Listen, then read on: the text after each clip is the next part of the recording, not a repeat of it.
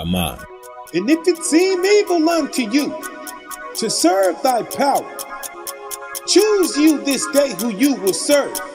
But as for me and my house, we will serve a higher. There come a time in every righteous man life. He don't wanna be wrong no more, he just wanna be right. On every level, no longer wanna serve that devil. Wanna know for sure he been walking right, but he ain't trying to settle. I done been so many men, so many different walks of life, and they all had their consequences. So many times I should've died, cause then was a waste of death. Stop the heart, take away the breath, and that rigor mortis get the second in. This is the end, that's it, you're dead. And it ain't no R.I.P. cause it ain't no rest and it ain't no peace. But to pray every day, better face that east, even after you come up off your knees. Just keep that same energy, with Christ on your mind, remember it. Don't surrender to your enemy, they're trying to get you dropped off in the heat. If it's right, I'm doing that. If it's wrong, I can't even move with that. Couldn't care less who ain't cool with that. You just can't let nobody ruin that, not even if it's your own self. God, we be deceiving our own self. I've seen it all, nothing like. Can't show me nothing, know that I ain't never seen it. I've heard it all, nothing like. Somebody been done try to say all that to me. I've done it all, nothing like. That's how I know that this is what I wanna be. Ain't nothing like, like what's right. Like seeking right, nothing like it, ain't nothing like it, ain't nothing like being right. Nothing like it, ain't nothing like it, ain't nothing like it at all. Nothing like it, ain't nothing like it, ain't nothing like what's right. Nothing like it, ain't nothing like I wanna be right. O Jerusalem, wash thine heart clean from wickedness, that thou mayest be saved. How long shall thy wicked thoughts lodge within thee? Had to see what the mountaintop was all about. When you work a long pay period for the most high end, he cash you out. For the smallest things, the little gestures is what prepare you for bigger pressure. All that agony and defeat always begin as personal pleasure. Gotta be in love with the good, choosing it first just cause it's good. Knock it out, do the best you could. Never mind what the in crowd would, cause the in crowd gon' pay that price. The day gon' come when it ain't that nice. Drive the way that lead to destruction, road to the kingdom ain't that wide. Christ, John the Baptist, Israelites of the Holy Bible, Ezekiel, Apostle Paul, Zephaniah, Jeremiah, incline on the inside, deeper than just the attire. Gotta put the bad attitude behind you. Our forefathers wasn't wicked, I am, and I got no desire to be deceiving myself, only right for the me. Then I get to the throne and it's higher for me. Gotta get to the bosom where I wanna be. Yeah, with my forefather Abraham, his son Isaac, and his son Jacob. Surrounded by greatness, not across the gulf with all these haters. Nothing like. Can't show me nothing, know that I ain't never seen it. I've heard it all, nothing like. Somebody been done try to say all that to me. I've done it all, nothing like. That's how I know that this is what I wanna be. Yeah, ain't nothing like. Tell you ain't nothing like it. Like what's right. Wouldn't trade it for nothing in the world. Literally. Like seeking right. Nothing like it, ain't nothing like it, ain't nothing like being right. Nothing like it, ain't nothing like it, ain't nothing like at all. Nothing like it, ain't nothing like it, ain't nothing like what's right. Nothing like it, ain't nothing like I wanna be right. Ain't nothing like it. And it's free. That's the best thing about it, is that nothing can stop you from obtaining it. You are in full control. Nobody can stop you from being as right as you want to be. I will never forget it when that day came, where I just wanted to be right, man. Well, whatever right was, I was going to be doing that. No exceptions. Whatever the right thing to do was, I was going to be doing it. Period. Whatever was the right thing for me to be saying, I wanted to be saying that at all times. I didn't care what it was going to cost me. Whatever it was going to cost me, I was just going to have to be paying that price, I didn't care who didn't like it, who it made mad, none of that. I didn't care about what nobody else wanted to keep on doing. Shalom, family. Thought Shalom, about me and my family. decision and wanting to do that? None of that. This is Achoti I just Tamora. wanted to be Achoti right. Speaks. That's it, that's Welcome all. back. Nothing Thank more, you for nothing less. joining me. Just Thank you for wanted to be listening. right. Just Thank you for right. listening if you're catching the rebroadcast. Whatever was the right thing for my mind to be thinking. Yes. And I was going to be thinking that. Father, my arms are stretched out to you. I'm on my way to you. Bless my feet, I'm walking in. Bless my hands, I'm working. Bless my mind, I'm thinking, yeah. Bless my heart, I'm feeling. My poor soul desires you. Father, my I'm back, y'all. I'm on my way. Achoti Tamora is back. And yes, ladies and gentlemen, I have a lot to say. I have a lot to catch you up on. Welcome once again to Achoti Speaks. I am Achoti Tamora. It's been a long time. I've been speaking, just not on my own platform, but we'll get into all of that. I just want to say welcome once again, giving all praises to the Most High for me having the strength at the 9 o'clock hour to commit to providing you with my voice in this hour. Oh, wow. Where do I begin? Well, as you all know, I had some life-changing things that happened a year ago, and I'm all better now, y'all. I'm all better now. All praises be to the Most High. And someone told me recently that I should share my story because it was a profound story, but I don't want to go into all the details of my story. Just know that Achoti was able to refine herself, and I am now redefining myself. And the only thing that did not waver during the whole time, get this, y'all. The only thing that did not waver was my faith. I stood fast on my faith, and I give all praises to the Most High for that.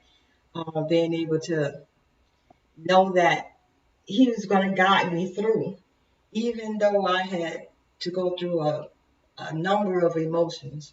I'm still here, and I'm back, and I believe I'm better than before because I've learned a lot. And I've noticed, I've just had an opportunity just today to notice how the Most High has helped me to grow in my weakness and in my patience with dealing with individuals. So let's talk. Let's talk about what I've been up to. Let's start there. Recently went to Tulsa and participated in that commemoration of the 100-year massacre of our people, our ancestors being bombed out of their homes and businesses, losing everything, all of their valuables.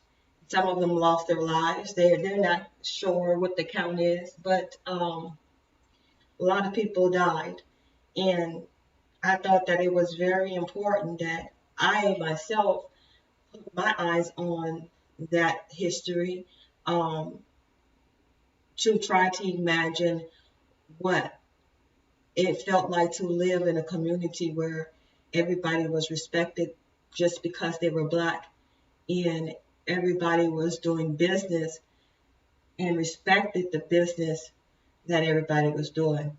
And those who did not own businesses, they might have worked in the city of Oklahoma, Oklahoma City, and then commuted back to, and they just made their money in the city and then brought their money that they made back to Tulsa because they couldn't really buy and commingle in the city because have to remember, we were dealing with segregated times.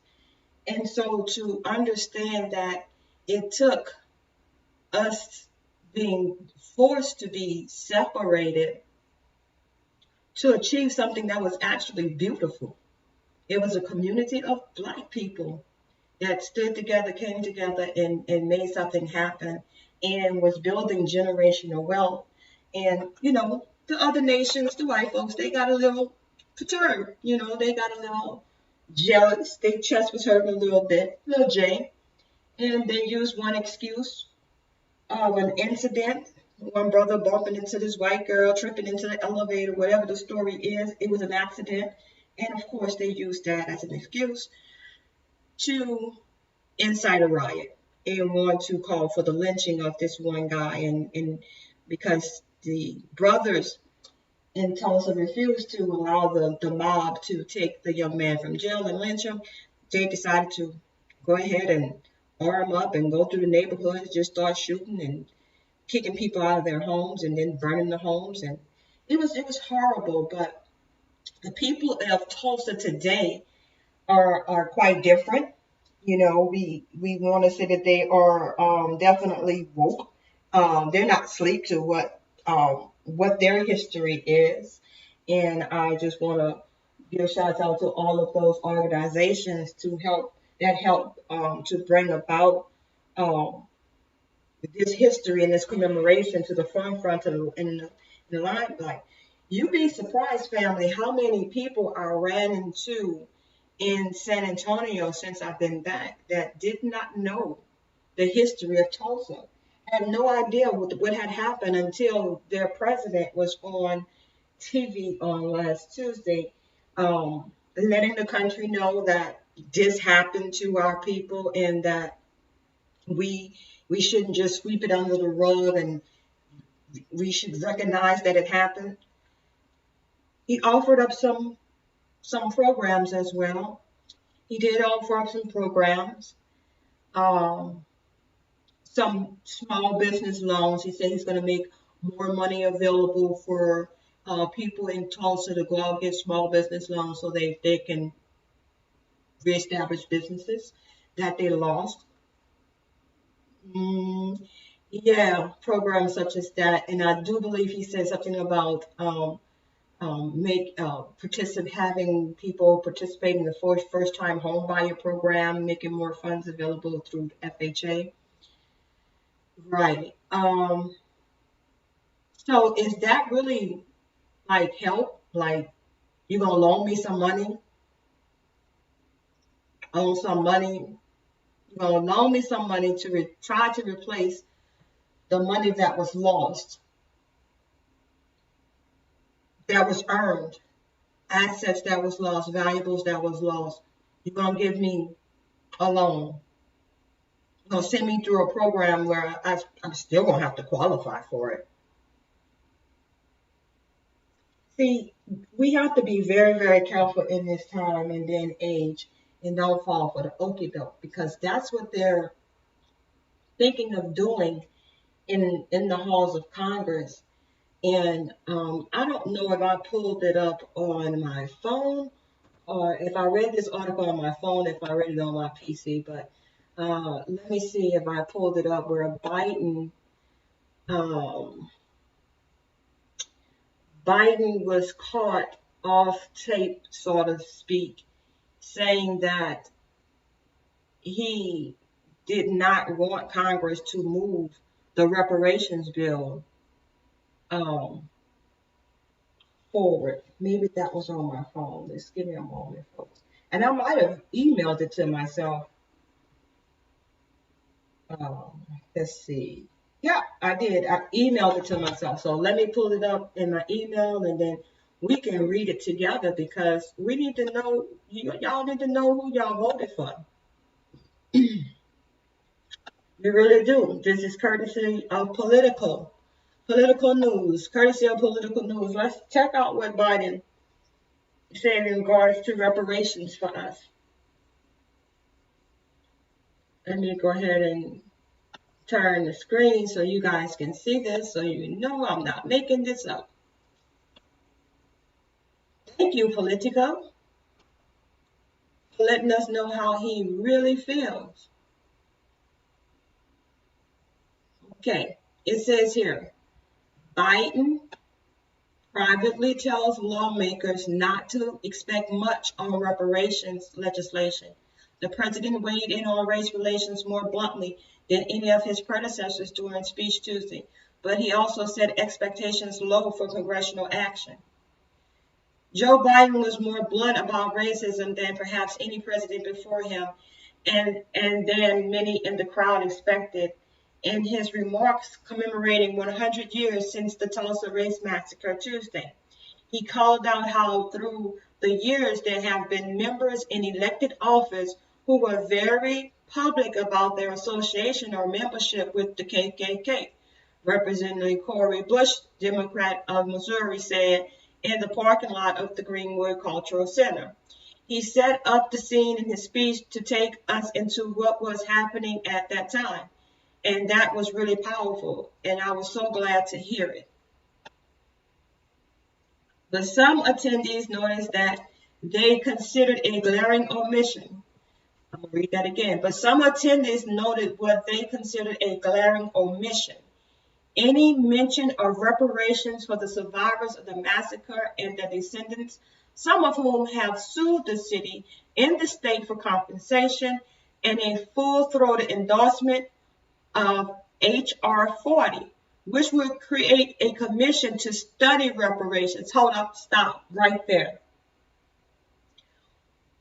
We're talking about H.R. Bill, House Resolution Bill 40. This is not in the state of Oklahoma's Senate. We're talking on the House. We're talking about this is Congress. This is Congress. This is Washington, D.C.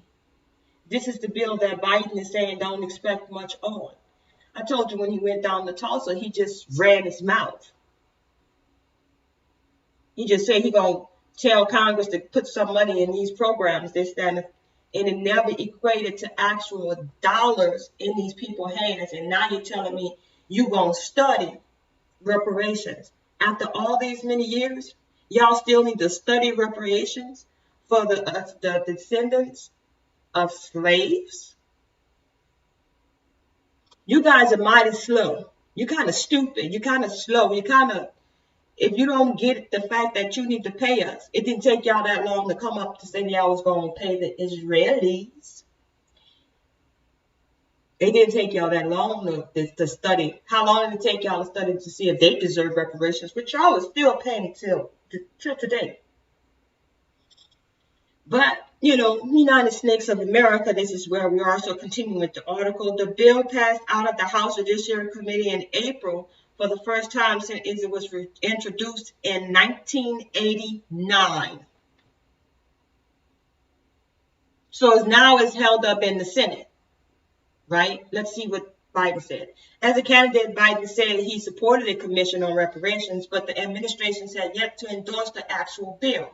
After his speech Tuesday, the president met with members of Congressional Black Caucus who brought up the need for H.R. 40, which is named after the 40 acres and a mule promise that now symbolizes the lack of support formerly enslaved people received from the federal government. According to those involved in the conversations, Biden let them down gently. He didn't disagree with what we were doing, said Representative Brenda Lawrence, Democrat of Michigan, the second vice chair of the CBC. He did talk about his plate being full with trying to get the infrastructure bill passed, and that he really wanted to make sure that he could get that through before he took on anything else. But hold up, wait a minute, stop the press. When everybody was going at the Asians and saying that the Asians were responsible for the y'all know what, how quickly did they have to study in order to get a bill passed to say that, hey, you can't say that to them. And you can't do that to them. Hell, you can hardly even look at them. But now his plate is too full to even endorse a bill. Just like say, yeah, I endorse the reparations bill because he's a racist. A closet racist. I tried to tell y'all. He don't care nothing about y'all. Yeah, that part. He really don't. Okay? I told y'all was making a decision to vote against the lesser of two evils. So what do? I don't rock with evil. I don't care how lesser or greater they are. I just don't rock with it. So y'all can take what that means from there.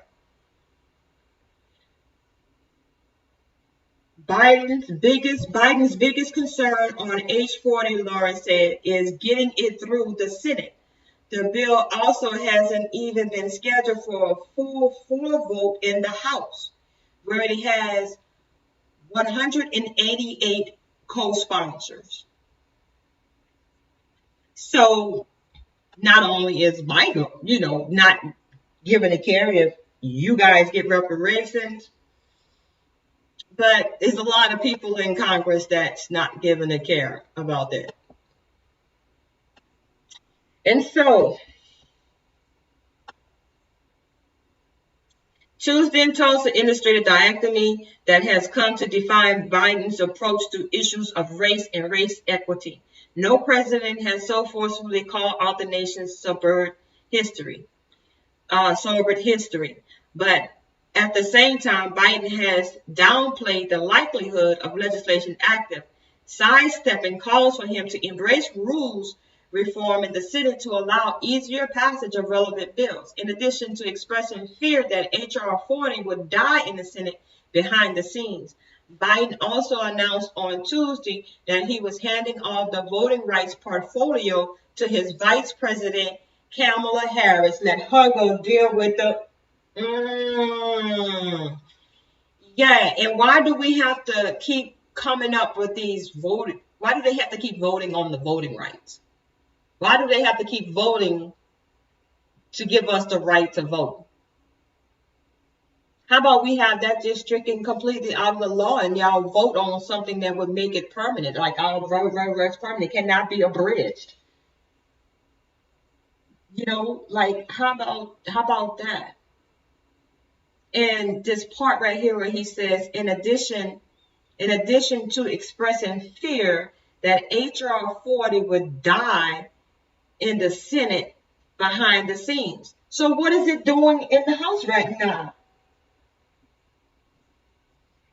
But just sitting there. It hasn't even come up for a formal vote yet. So I'm not understanding his side way of thinking. It's just a bunch of mumbo jumbo. Sounds good, but it don't mean anything.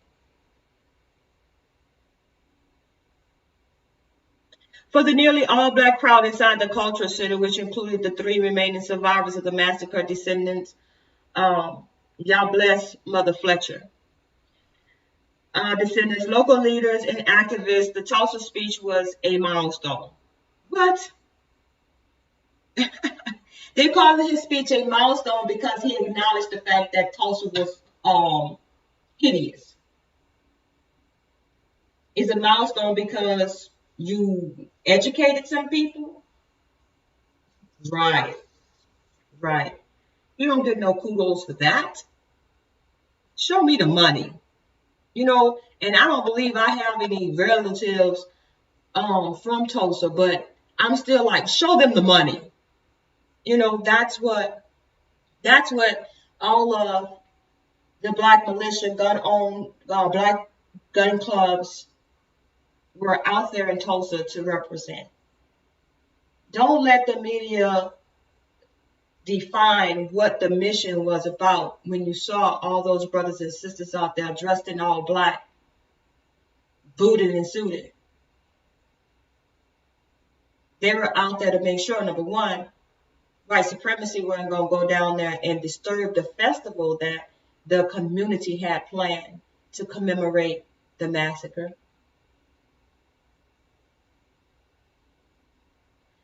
And then two, they were there definitely to show the Tulsa residents that they stand united in their fight to get reparations. But all the while in the media, all we heard was the Second Amendment march. The Second Amendment march. Why? Because they had to get permits to carry their guns in open carry state. Nah, them brothers came out there with guns and they were protecting their people with or without a permit. It was dope. They were saying that they were going to do it with or without a permit. So I guess it would have behooved the city of Tulsa to give them a permit. what y'all gonna do? So that's the show of power. That's a show of power. You understand? That's the show of power that was missing 100 years ago, and I think could have been the total difference behind all that how that played out. Because I do believe if we would have had a strong force of militia like we did down there in Tulsa this past weekend, then I don't think those KKK people would have had the balls to even try it. And that's the difference in where we are today. We can still build Black Wall Street all over America. Because now today we have people committed to protect us. And now let me tell y'all something. Not everybody can do that. Not everybody can do what those brothers and sisters did. And maybe that's not your calling. Maybe that's not your purpose. And if it's not, that's fine. But you're going to need to have that same energy about them. Just because you can't doesn't mean that they can't. And just because you weren't called to do it doesn't mean that they weren't called to do it. So we just got to let this all play out and at the same time keep the Most High in the forefront. In all your ways acknowledge him and he shall direct thy path. So you don't go out there with fear, and I didn't see any fear in any of those brothers and sisters. No fear. When no fear was around there, there wasn't fear in their brothers and sisters, and they doggone sure wasn't fear in the white man. So I applaud each and every one of them that participated and had the balls to stand. Well, I ain't gonna say balls because they had some sisters out there too. Had the courage to go out there and say, "Hey, we recognize what you did to our people. We're not going to take that kind of abuse anymore. And by the way, give us our money that you owe us. Government, because y'all allow it to happen. They allow U.S. citizens to bomb other U.S. citizens, to displace other U.S. citizens. And the federal government incarcerated Black people. They were rounded up and put in what we would call today FEMA camps, internment camps. So they put us in internment camps. You put the Japanese in internment camps during the Japanese War, and after y'all let them out, when the war was over, y'all gave them reparations. They got business loans with no interest, business loans, and all kind of deals. You know, let them come on over by the boatload, plane loads. And when they got here, they were all set up, Section 8 housing and everything else. You know what I'm saying? They got it all. Got the red carpet laid out for us. For them, what did we get? We get a H.R. 40 bill still stuck in the Senate it's still stuck in Congress since 1989. We get a civil rights bill that they have to vote on every so often. I think it's so ridiculous. That's why I can't even pay attention to how often they have to go back and vote on it. Every 4 years, 8 years, I don't know. I think that's ridiculous. And for all this many years to say that we've had a congressional Black caucus, not now one of them put forth a bill to say this language is offensive and we should not have to keep voting to have our rights after all these years. No wonder Biden got to establish a commission and look at and study. He needs time to study, and his plate full. He can't really concentrate on it right now because our own congressional Black caucus is not standing up in this hour to give him any kind of pushback. He said his plate is full. And what was your response? Black Lives Matter, right? Yeah. They're laughing at us. But what they wasn't laughing at was that strong Black presence that was there in Tulsa. Y'all can say what y'all want to say, but guess what? You might want to get yourself aligned with some people like that. You know what I mean? Become their friends, because guess what? The other nations always click up in time of trouble. Think you're really badass and go out there and wage a war on yourself by yourself or handle the war by yourself? Y'all better wake up and smell the coffee. What time we're living in. This is serious. Now, remember last year when I told y'all that, make a decision as to what you were going to do about your kids. Right. Remember I told you that. So about your kids and how they're going to proceed with school and those mandatory things that, most school systems require when kids go back to school. Every year you have to have certain paperwork and documentation in order. I'm speaking in code now. I'm trying not to get my video flagged because I've already been flagged before for this particular topic. So I'm trying not to get the video flagged again. So if you are smart and you understand what I'm saying, you have kids, you know what you're required to produce at the beginning of every school year, you will have to prove certain things. And so now now, as I'm talking, I'm looking for the article because I do a lot of reading, y'all. But so now the CDC is advising parents to have their teens, you know what. So I'm just going to pull up the article and just read it. And then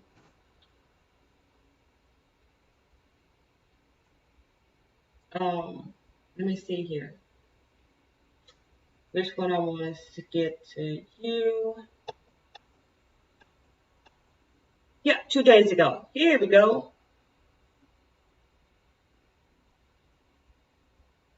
Let's do the New York Post, see how they cover it. It's probably the same language, but here we go. And so let me switch my screen back so you guys can see what I'm seeing. I hope they let me read the whole article because sometimes they're like, if you don't subscribe to the New York Post, you can't finish reading the article. So let's see, y'all. Now we'll go to Yahoo News. Yahoo's pretty generous with their news. That's dismissed it. Hopefully they don't shut us down. All right, so it says here, CDC director pleads with teens to get vaccinated after hospitalization rise. This is reported on June 4th of this year. So it says, the director of the Centers for Disease Control, the CDC, and Prevention on Friday urged teens to get vaccinated against, y'all know, and amid an increase in the rate of adolescents being hospitalized with is it a virus or is it a disease? I still don't know because, 1 minute they're using these terms, so they use these terms interchangeably. Like one day is a virus, one day is a disease. I don't know what the heck it is. They probably don't know what they created. They don't know what they created. So anyways, I'm deeply concerned by the numbers of hospitalized adolescents and saddened to see the number of adolescents who require treatment in intensive care units and mechanical ventilation, being on the ventilator. Much of this suffering can be prevented. The CDC accompanying a report by the Federal Health Agency, which found that the rate of, y'all know that thing, related hospitalizations in kids ages 12 to 17 surged between March and April. Among 214 who were hospitalized mainly for, y'all know that thing, between January 1st and March 31st, a third needed to be admitted to the intensive care unit and 5% required mechanical ventilation. The data adds to previous information showing that hospitalizations due to serious cases of that thing can occur in all age groups, even though they happen more often in older adults. Here we go. The CDC released a report as part of the nation's effort to encourage teens to get vaccinated after Pfizer's, y'all know what, jab was authorized for use in 12 to 15-year-olds in May. Nearly 50% of the U.S. population, 12 years and older, have been fully vaccinated, according to the agency's data. I'm going to read that again. Nearly 50% of the U.S. population, 12 years and older, has been fully vaccinated. So now they're going after the other 50% which means that how do they know if you have been or not? You got to bring that documentation within 1 week of being enrolled in school. And some schools are even stricter than that. If you don't have that documentation on that second day, don't bring that kid back. So it's decision time, people. And so, Achoti Tamar was blessed when I went out to Tulsa. See, it's the reason why I went out there. Because I was able to meet a sister who is already doing the virtual homeschool, and it's an academy. I was able to meet her in Tulsa. Her and her husband actually runs a virtual homeschool academy out of Chicago. And we exchanged information. I'm excited because now I have a Black school, an online school to enroll my nephew in, and he's excited as well. He got a chance to meet the student as well, and they live pretty close, and so we're going to be, planning to meet with him as well. But I'm going to go ahead and share the school's name. And I pray that I'm pronouncing it right. Kiki First. That's KIKIFERS. Kiki First Entrepreneurial Academy. And the website is www.kikifirsacademy.org. KIKIFERS Academy.org. This sister and her husband, I just think they're doing a phenomenal job. I looked at the website. It's really legit.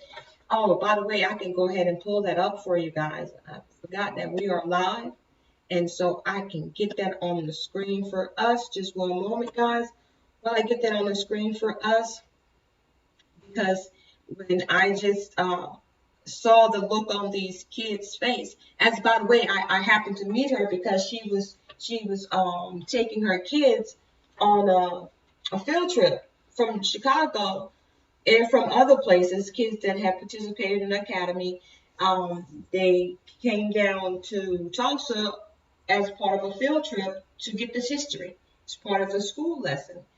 So I thought that was great. The look on the kids' face, they were interested in art. They already knew a lot about art. I met her in the art gallery. And this one particular sister had her art on display. And the kids were asking her questions, and it was just such a beautiful experience. And I got to talking to one of the parents of the little guy who was actually trying to sell his book to my young nephew. And I was so impressed. So I had to ask the mother, what school does he attend? Like he's published a book already. He was only 12 years old. And so, she told me about this school right here, you guys. And I thought this was phenomenal. This was the highlight of my trip. It does my heart great joy to go ahead and share this information with you all after speaking about how Biden is not producing anything for us and will not allow us to have funds to produce stuff like this. And so I don't want to reinvent the wheel when we already have something like this. And I did not know that this existed. So as you can see, this is a real school, tuition and scholarships. This is not a game. This is real. This is the young lady here that I met. And these are her kids. We had such an awesome time. And so you notice the name of the academy, Entrepreneurial Academy. I'll just read this real quick. We do not believe in parents simply paying tuition. In fact, we don't believe in tuition at all. Tuition at KEA is an investment into the greatest asset of any parent, their child or children. By teaching entrepreneurship and helping students publish books, there is an immediate return on your investment, on your tuition, return on your investment. That's what ROI means. On your tuition investment that not only pays out during the school year, but continues to pay out for a lifetime. KEA offers a return on your investment like no other school in the country. They have Common Core, authorship, and entrepreneurship. I mean, this is how we begin to rebuild new Black Wall Streets all over America, is by investing in the children who's going to be eventually running these schools, right? And so here's the cost. To attend out of state grades K through 12, the tuition is $6,000. For Illinois in-state high school, $12,000. Illinois in-state grades 5 to 8, $10,000. And Illinois in-state primary school grades K through 4, $8,000. If you are in Illinois and you're able to get that hands-on experience with them, then I would definitely encourage you to. Just national thing as well. We can help, if we can help them grow this by enrolling more schools. Imagine the type of kids that we will be producing.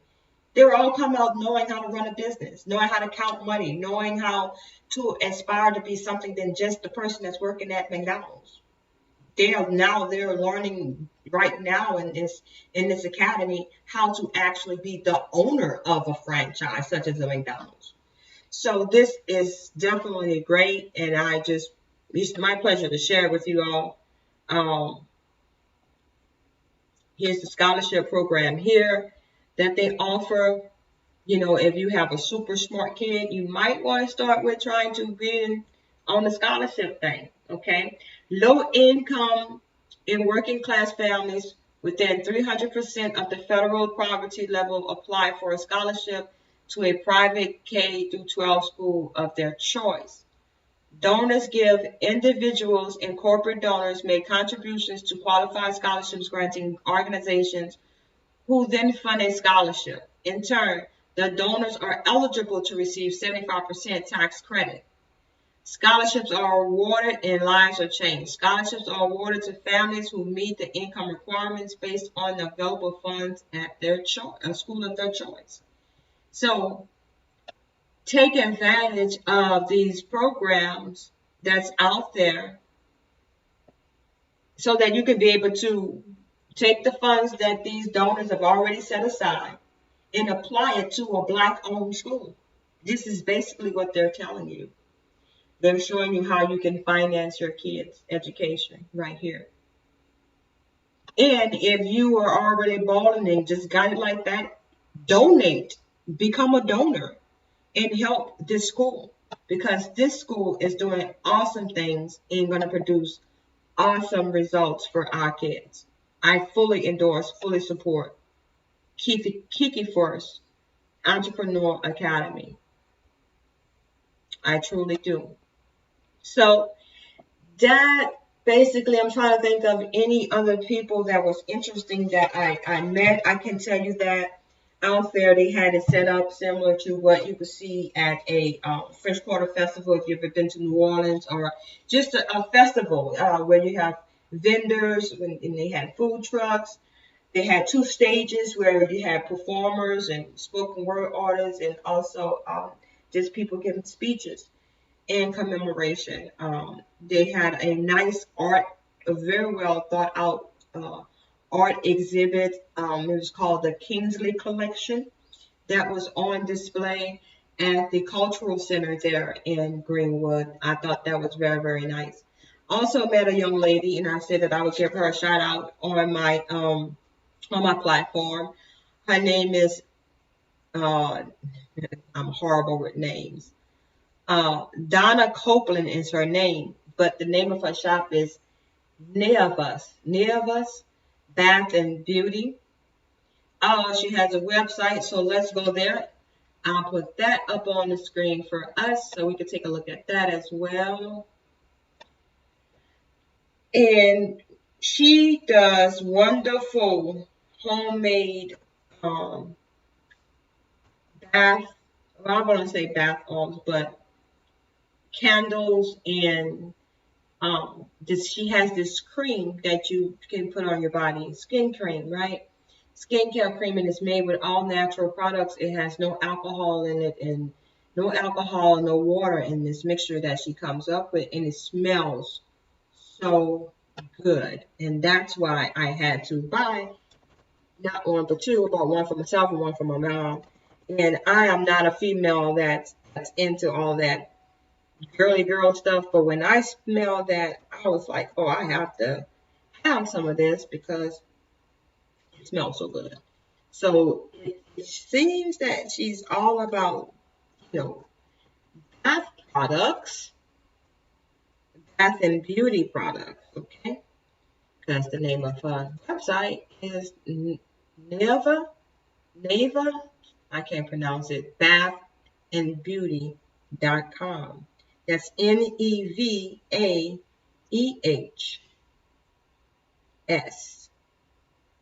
bathandbeauty.com. So we'll check out her website together so you can see what she has. This is my first time going to her site. I've been so busy since I've been back that I have not had a chance to check out everybody's site, but I did go on that. Please believe I went on that educational site to the academy. But this is a bath. She does bath and body products. And like I tell you, it smells so good. I didn't know she had home fragrances too. I guess that's what that is with the candles. It was like a little nice gift set that she had in the box. But really, what I really wanted was that hand cream. And I guess that would be under the body care products. It smelled so good, you guys. It wasn't just a shea butter cream. It was something else she had. Maybe it was shea butter cream, but whatever it was, it smelled so good. And I was like, I just had to have it. I went all the way back for it. I went all the way to the front of the festival and realized I hadn't bought that. And I went all the way back. And I bought her another customer along the way back too. Another girl that I met out there. Who else was out there that I met? This particular sister was there with the Black Panther Party. Of course, they were out there. And then we also had the Nation of Islam was out there. Of course, they were selling their papers, so I had to get me a updated copy of the Final Call. And the Black Panthers also had their paper. Let me see if I have that here. The name of their paper. Yeah, it's called The New Black Panther. That's the name of the paper. So, I got all of those things to put in my repertoire of history novelties. It was a pleasure being out there and seeing all our people really focused on remembering our history and never forgetting. And watching these politicians, these devils in these suits, watching what they're saying and watching what they're doing, because they have a tendency to raise money based on our atrocities, our debts, our misfortunes. They're quick to put organizations together and have people donate. And then at the end of the day, once we've all donated all our funds, we don't see the money. We've made somebody rich. I don't know if you guys heard the latest news or what came out with Black Lives Matter and how they have so many thousands of dollars that's missing. People are saying that they use the death of their children in order to gain money and not even ran off with the product. So I don't know how fair you think that is or not, but it is what it is. So just beware of organizations such as Black Lives Matter. The movement itself, Black Lives Matter, the movement itself is fine, because we need to let them know, yeah, our lives do matter. At the same time, the organization, Black Lives Matter, the organization, it's, you know, I don't want to go, it seems like they are corrupt, okay? You know, let's just keep it 100. They have the tendencies, and that's what it look like, you know. If it barks like a dog, it's probably a dog. So I just want to put that out there.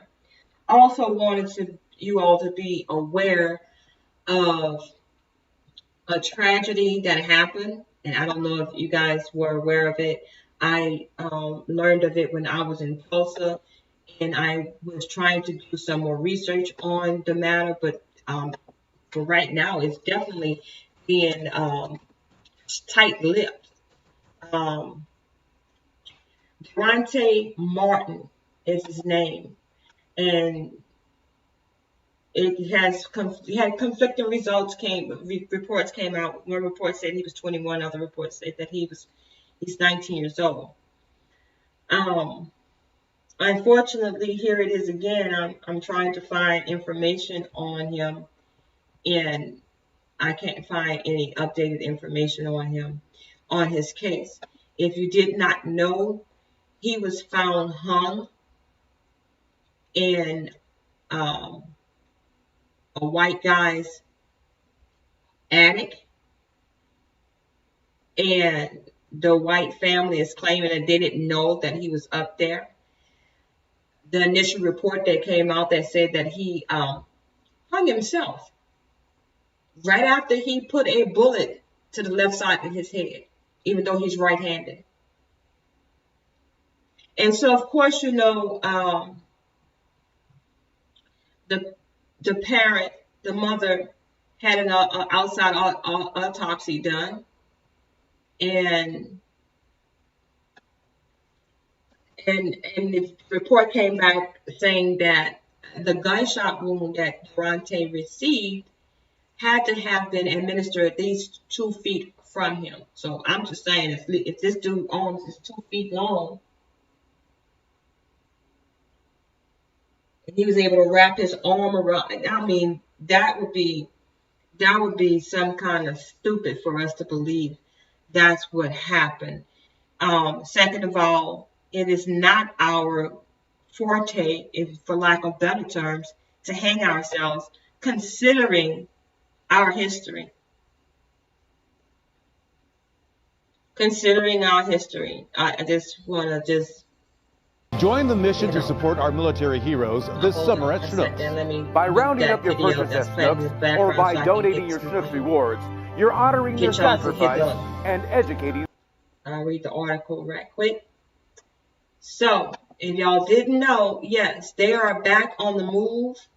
They are back to the game of lynching, hanging us, right? So here we are at this local newspaper, news station's site. It says somebody was not a friend to him. Missouri family believes black 19-year-old suicide was a murder. Private autopsy conflicts with initial statement from police characterizing fatal wound to 19-year-old as self-inflicted. See, the police want to hurry up and say it was a self-inflicted wound, but the outside autopsy results say differently. Fredericktown, Missouri. A self-inflicted gunshot wound leaves behind several key indicators. An imprint on the muzzle of the gun if it's held directly against the skin. Held slightly further away, soot from the muzzle flash of a gun will land on the skin. Held slightly further than that, the stippling or the deposition of gunpowder to the skin where the powder abrades or scrapes the surface of the skin. These little punctures are red marks. Durante had none of those things. But the Madison County Sheriff Department announced the results of a preliminary investigation on his Facebook page 4 days after his death, stating that the 19-year-old died from a self-inflicted gunshot wound at the time of Fredericktown home April 25th. His mother, Erica Lotz, who had recently moved to Ferguson from Park Hills, has never believed his son, should be her son, death was a suicide. She hired Dr. Jane Turner, a former pathologist for the St. Louis Medical Examiner's Office, to conduct a second autopsy.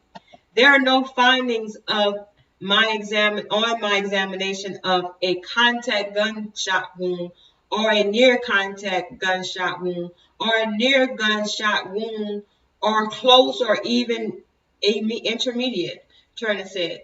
This entrance wound is what could be called in forensic pathology a distance entrance wound. The end of the gun would have been 2 to 3 feet or more away.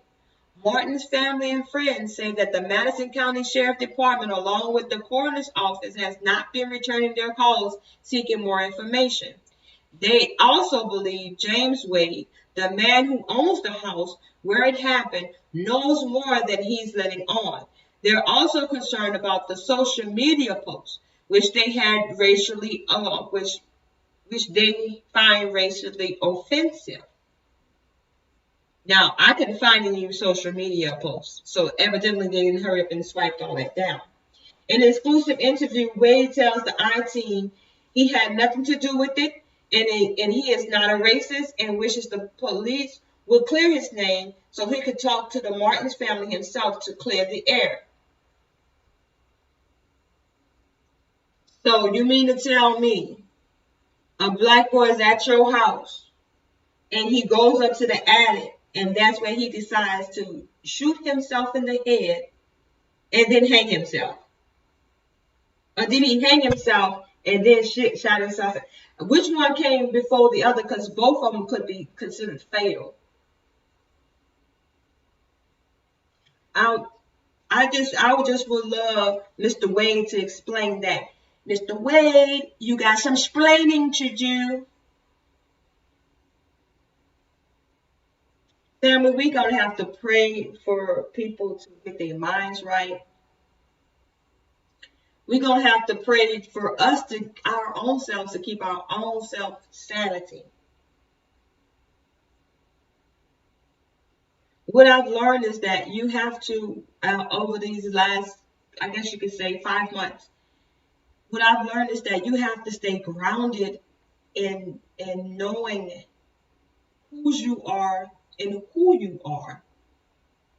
And sometimes you may have to take a loss, but that doesn't mean that you're losing yourself. You're killing something for his purpose. They say, what don't kill you make you stronger. So now when you go through these things, just reflect. Why am I going through this? What is it that he wants me to see? What is it that he wants me to do? And when we all take the time to do that and not second guess ourselves, we're going to see the progress that we're all going to make. There are people around doing some awesome things, and that's why they are trying to continually silence them. Prayers continue to go out for Sasha X over in the UK, who was shot in the head.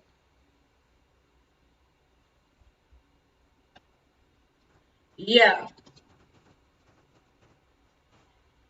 She's a Black Lives Matter activist, they say, but she's with the movement, right? She's not with the organization, right? So you see how they're always trying to coin the story, right? Try to shape the story, project a particular narrative, so that you will automatically disassociate yourself with the young lady in prayer because she's with Black Lives Matter. And you know Black Lives Matter is always going through all these controversial things. And what now everybody knows what Black Lives Matter really the organization I'm talking about, what they really represent now, which wasn't the original, was not the original intent of the organization, but it has been totally usurped. So that is what it is. But for them to try to attach her to the Black Lives Matter movement or organization, just because she believes Black Lives Matter, I believe that's unfair. How come they didn't say that she's a Black Panther? How come they did not say that she, along with several others, went down there in the UK in front of the embassies and demanded that they drop the charges against Grandmaster Jay, the commander of INFAC? Why they didn't say that she identifies with being with INFAC? Let's just read how they characterize her, so you can understand the dynamic is what I'm trying to say, how they try to paint the picture to try to get you to gear your mind to thinking a certain way about people. And that's why you cannot just judge just because they say it. You have to dig deeper and you have to do your own investigation. In the days of technology, in other words, I would have fell for this. I would have thought that she was, down with the Black Lives Matter and the LGBTQ and all that XYZ thing, right? If I hadn't known that she was already doing what she was doing as a Black Panther member. If I wasn't not in tune with the Black Power movement that's going on right now, that's sweeping the world. Black Power all over the world right now. If I wasn't in tune with that, I wouldn't even know who she was. And I'd be like, oh, that's so sad that happened to the Black Lives Matter girl. No, it's not the Black Lives Matter girl. She's not just the Black Lives Matter girl. And to me, and along with a bunch of other people, find the fact that she was shot in the head, quite suspect, considering all the noise she was making over there. So we're going to continue to pray for her that she makes a full recovery. She's in stable but yet critical condition. In the early hours of Sunday morning, Sasha Johnson, a British Black Lives Matter activist, was attacked and shot in the head in South London. According to the CNN, the taking of the Initiative Party issued a statement regarding the shooting on Sunday. It is with great sadness that we inform you that our own Sasha Johnson has been brutally attacked and sustained a gunshot wound to her head. So, if she is with the taking the Initiative Party, why is the title of this article by The Root, mind you? The Root, supposed to be run by us, right? I really don't know, because we got powered by MSNBC, so MSN, so I doubt that seriously if it's really, really black ran, black owned, but I digress. So why would they label it Black Lives Matter activist, and why wouldn't they just say what she is on the headline? Because people don't recognize taking the Initiative Party. So you got to do some trickery. Join the mission to support our military heroes this summer at Schnucks. By rounding up your purchase at Schnucks or by donating your Schnucks rewards, you're honoring their sacrifice and educating their legacy. There we go. That stopped it.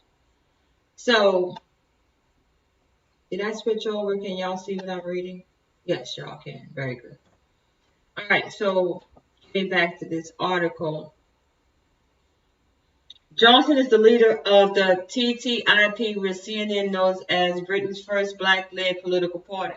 She rose to prominence last year during the global protest against systemic racism and police brutality following the murder of George Floyd by a former Minneapolis police officer. In addition to activism, Johnson is a mother of 3 and helps deliver food to those in need. Sounds like a Black Panther to me, right? But we're going to keep it moving. I tried to tell y'all. They don't want to say that word. It's like they scared of that word. They scared of that name. You should have seen their faces in Tulsa. It is ridiculous. But anyways, they gonna get used to it. They better hurry up and get used to it, because those brothers and sisters have vowed to protect people like you and I. And I think I just really felt really safe there at the festival. It was really good to see all my people there, exchanging goods and exchanging information, and glad we were there and happy to tell us all about what they had going on. That's what we need more of. I could see myself going down to the market every Sunday, and just chopping up with the sisters and shooting the breezes and, drinking a fresh lemonade or nibbling on some of their fresh cooked muffins or whatever. Yeah, that's what it should be about. And that's what that reminded me of. And it also gave me inspiration that, yeah, we can do it again. We have all this talent amongst us. All these skill sets that we all have, that we all possess. Bring all that together in one community, and you duplicate that with Kwame Brown, and I believe his name is Devin George. The plan that they have, if we do not, get on board with that and support that, then we will be quite foolish. And so I am definitely going to be trying to make that connection with those brothers. And when I do it, you guys will be the first to know, because that's progress, and I want you guys to come along with me on that journey. A dedicated team of detectives is working tirelessly to identify the person or persons responsible for this shooting. Detective Chief Inspector Jim Talley, he added that while the shooting will have shocked those in the local community and further afield, he asked the public to avoid speculating as to the motives or the circumstances behind it. I thought in London they weren't even supposed to have guns. Like the cops, they have the Barbies don't even have guns. They have billy clubs, right? So this is interesting. This is very interesting how this is a sister that has a prominent voice, and whoever shot her was intending to kill her. But by the grace of the Most High, she's still with us, and we're going to continue to pray for her full recovery. And maybe she'll be able to tell us what happened. We're going to pray for her full recovery.